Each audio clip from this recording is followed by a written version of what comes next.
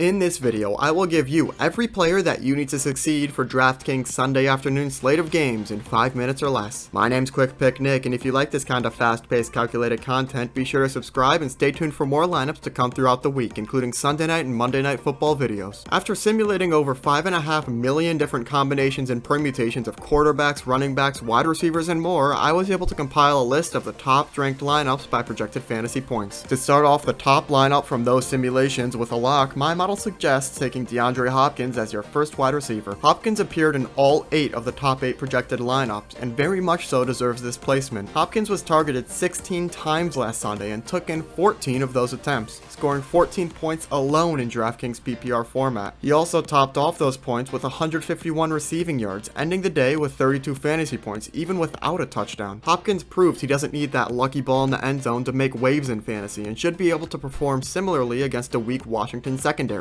Take advantage of Hopkins' underrated price while you can, before it goes way up in the following weeks as DraftKings realizes how valuable a player like Hopkins truly is in this PPR format. The second lock for this lineup is Kyler Murray, who is another lock that carries over from the FanDuel video. I discussed the upside of taking Murray in depth in that FanDuel video, which is linked in the description if you haven't had a chance to check it out, but in short, Murray was able to put up nearly as many fantasy points as Lamar Jackson against a tougher defense than Jackson in week 1. Murray's even relatively cheaper on DraftKings too, ranking 4th rather than 3rd, so Murray is certainly the best option here. The third lock for this lineup is Washington's new rookie running back Antonio Gibson. Gibson is about as low as you can go down the list of running backs for this slate while still being able to get plenty of fantasy points, as Gibson only costs $4,300 and is projected to score over 10 points Sunday afternoon. Gibson had a pretty good first game all things considered, as he was able to record 4 yards per carry against a solid Philadelphia rush defense on 9 carries. The issue was Gibson's shared workload with Peyton Barber week 1, but Gibson is expected to take a larger role as the season continues, so he can be expected to have an increased role tomorrow. Had Barber not taken both rushing touchdowns for himself, Gibson would have ended with many more fantasy points, which is why his numbers look rather low, but he may not be as unlucky tomorrow with the ball going his way more often in the second week.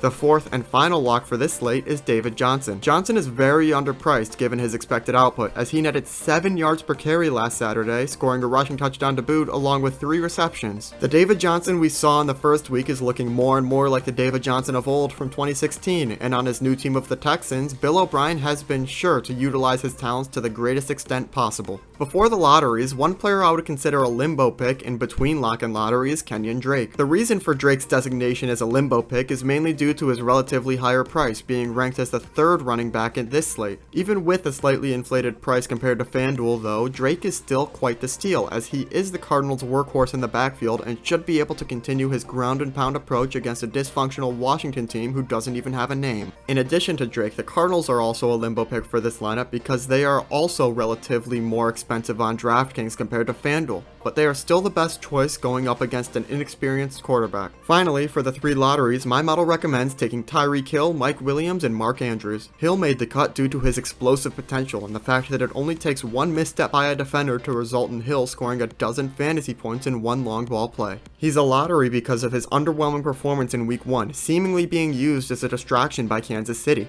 but he will always still be the fastest player on the field, and is also a good spot to spend some extra cash given that we have the surplus to get rid of. As for Williams, he is quite the steal at only $4,200, as he was able to score almost 11 fantasy points with only 4 catches. He was targeted 9 times in that game though, and is seemingly a popular target for Tyrod Taylor, so I would expect Williams' numbers to go up even further against a Chiefs team that usually allows high-scoring shootouts. Finally, Andrews is the last player due to the fact that he is able to score fantasy points up there with Travis Kelce, at $700 less expensive. Andrews was Lamar Jackson's go-to in the red zone against the Browns and should continue to serve a similar role this Sunday afternoon. And that's what my model was able to come up with for DraftKings afternoon slate of games on this Sunday, September 20th. If you enjoyed this video, be a friend, tell a friend. It helps more than you could imagine and grows the Quick Pick Network. This has been Quick Pick Nick, the intersection for sports, data analysis, and speed. Thanks for watching.